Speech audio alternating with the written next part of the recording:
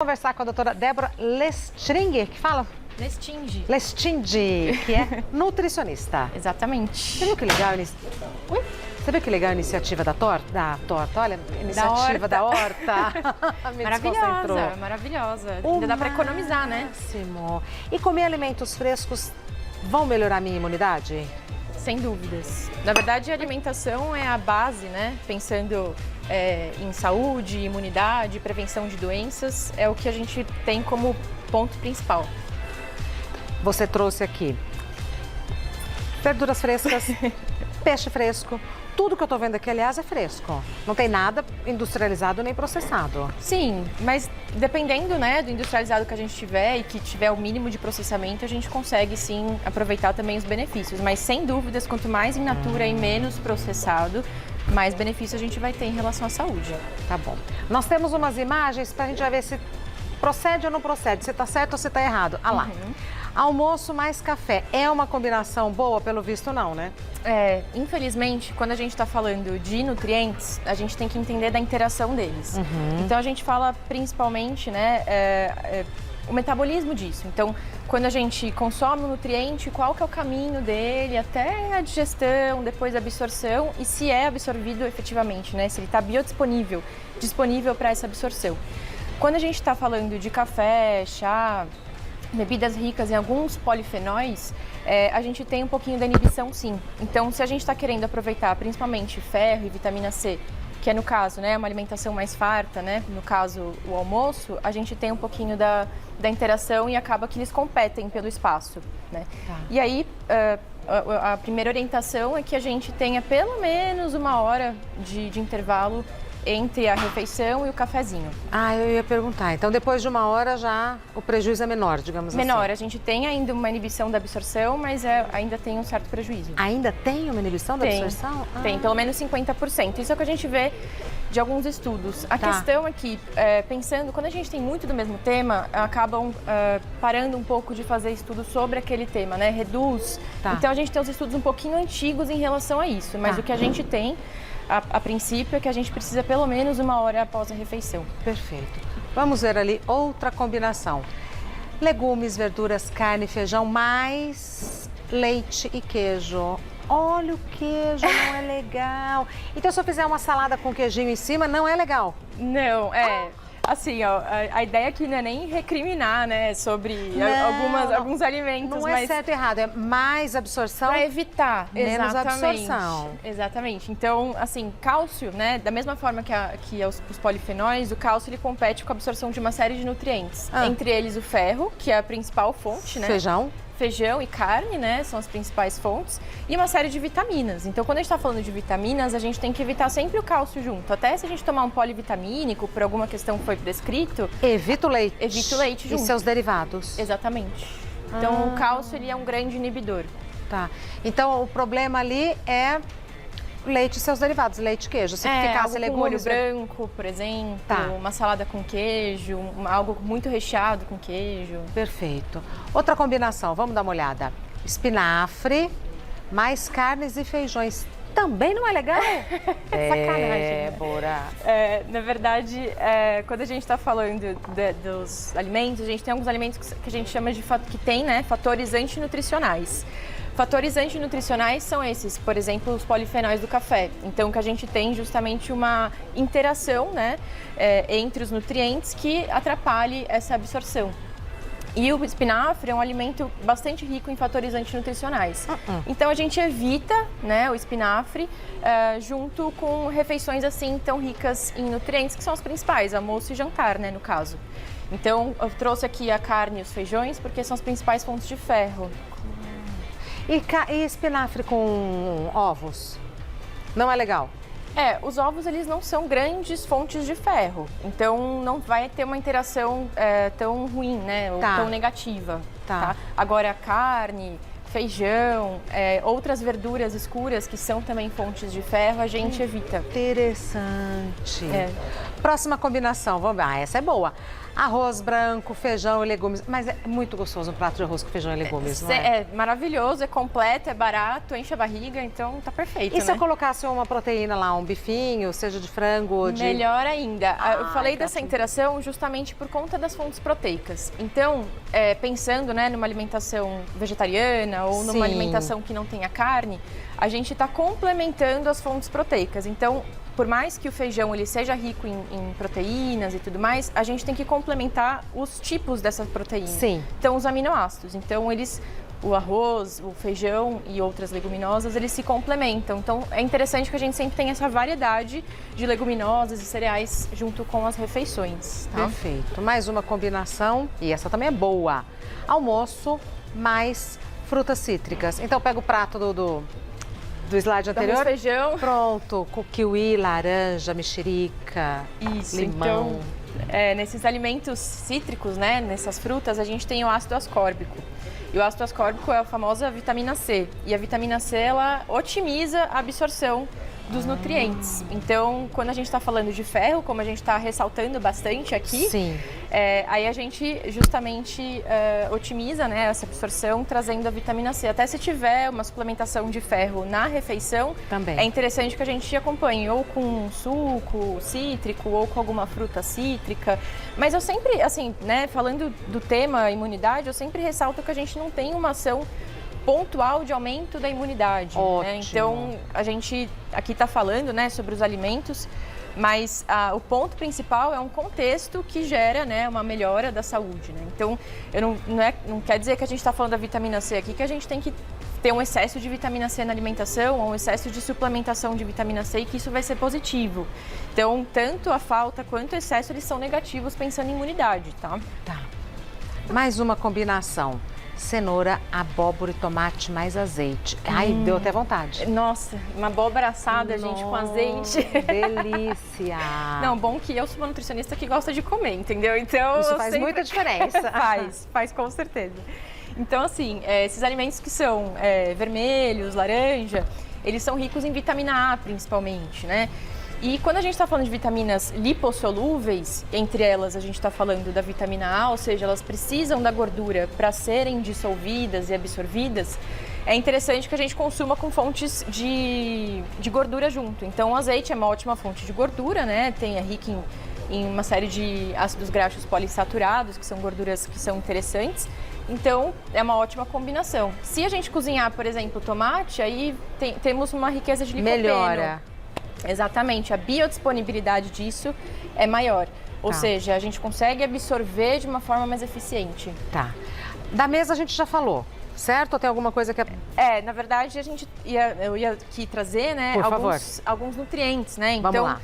Como eu tinha dito, a gente não tem, né? Isso eu sempre ressalto, a gente não tem uma ação pontual de algum nutriente, gente. Sim. Então, a gente está falando aqui de uma alimentação variada, que a combinação disso com o estilo de vida saudável, sem sedentarismo, né, com atividade física, a gente vai ter um benefício. Então, não quer dizer que se a gente disser aqui, né, a laranja, que ela é rica em vitamina C, consumir laranja faz bem para a imunidade, que a gente vai ficar comendo laranja o tempo inteiro, o dia inteiro, né? Então, a gente tem que ter essa variedade. Então, ter esse contexto de alimentação é o ponto principal, tá? Que vai trazer saúde e, por consequência, mais imunidade. Isso. Então, a gente trouxe aqui principalmente as castanhas, que a gente tem bastante selênio, zinco, são nutrientes cruciais aí para a manutenção do sistema imunológico. E quando a gente fala manutenção do sistema imunológico, eu também ressalto bastante isso, que a gente está falando de um sistema extremamente complexo, né? Então, quando a gente está falando que melhora o sistema imunológico, a gente não consegue ter uma melhora de um item específico, porque funciona como uma orquestra. Então, a gente tem vários itens do sistema imunológico que eles agem em cada momento específico, tá? Então, se a gente fala que melhora a imunidade, não quer dizer que eu simplesmente não vou mais pegar um resfriado. Na verdade, vai trazer, né, a longo prazo o consumo, né, consistente de zinco e selênio, uma melhora ali da produção de algumas células do sistema imunológico. Então tem que virar um hábito. Tem que não virar é uma um coisa hábito. pontual, uma medicação. Exatamente, tá? Então não vai adiantar a gente ter grandes consumos de um único item, tá? Aqui a cebola a gente traz como benefício principalmente para intestino, né? Então a gente tem um efeito que a gente chama de pré-biótico. Então, aqui, assim como a cebola e outros vegetais, né, e os vegetais eles têm um ponto muito importante trazendo aqui, né, em relação à imunidade, é justamente trazer uma fermentação interessante das bactérias do nosso intestino para que esse intestino ele absorva menos agentes, vamos dizer assim, que possam causar doenças. Tá? Tanto faz a cebola crua, assada, frita, tanto crua, faz. Melhor ainda. Agora, vale ressaltar, né, que a crua, às vezes, a gente fica com um pouquinho de desconforto, né? Mas a crua é melhor. Sim, exatamente. Mas às vezes, de vez em quando, raladinha numa salada de batata, fica tão gostoso. Fica bom. Tá bom. Bom, no mais é o feijão, que a gente já falou bastante. Alho. Alho, mesma classe da cebola. Exatamente. Então, a gente tem aqui o alho e a cebola como pontos principais para manutenção intestinal. Isso é muito importante. Tanta gente sofre, né? Intestino. Prisão de ventre. Sim. E aqui a gente está falando, na verdade, para a gente ter uma composição de bactérias mais benéficas, pensando no intestino, né? Então, a gente está falando de uma saúde intestinal, vai além da evacuação. A gente está falando justamente de quanto a gente vai absorver aqui de alguns agentes que estão ali nas bactérias do intestino e que não são interessantes a gente absorver. Então, quando a gente tem uma saúde intestinal boa, a gente não tem essa absorção. O intestino ele fica mais seletivo nisso. Tá. Vamos com as perguntas do pessoal de casa, doutora Débora. A primeira pergunta foi enviada pela Ingrid. Própolis realmente ajuda a aumentar a imunidade? E se sim, como consumir? Própolis, a gente não tem uma base científica consistente falando do aumento da imunidade, tá? Então, a gente não tem um sim ou não. A gente tem algo bem certo em relação a isso, tá? Lógico, né? A gente não deixa de lado os benefícios, né, trazidos através do própolis. No caso, uma riqueza de antioxidantes muito boa. E se a gente está falando de sistema imunológico, ter um consumo regular de antioxidantes vai auxiliar, tá? Porque, querendo ou não, né, um dos papéis, né, do sistema imunológico é essa renovação, né, celular, essa antioxidação, tá? Então, sim, é interessante consumir o própolis, mas não que ele vá ter uma ação na imunidade. A gente não tem isso como um efeito comprovado, tá? E como consumir?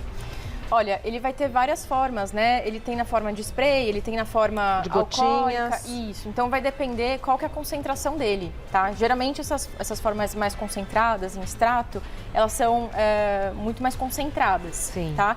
Então, a gente vai... E essa dose, ela vai depender muito de pessoa para pessoa. Então, a gente vai ter que entender quanto de própolis tem naquela gota, tá? Então, isso é um pouquinho complicado da gente dizer assim de uma forma geral. Tá. Exato.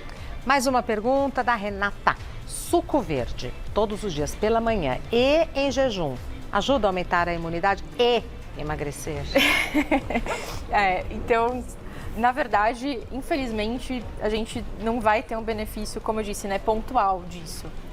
Então, antes do suco verde, a gente tem que pensar principalmente como está o estilo de vida, né?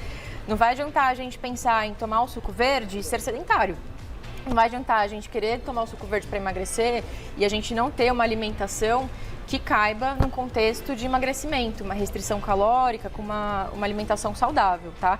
Então, o suco verde, assim, o benefício é a mesma forma que a gente tem de consumir frutas, legumes e verduras. A gente só está trazendo aquilo para o suco, tá?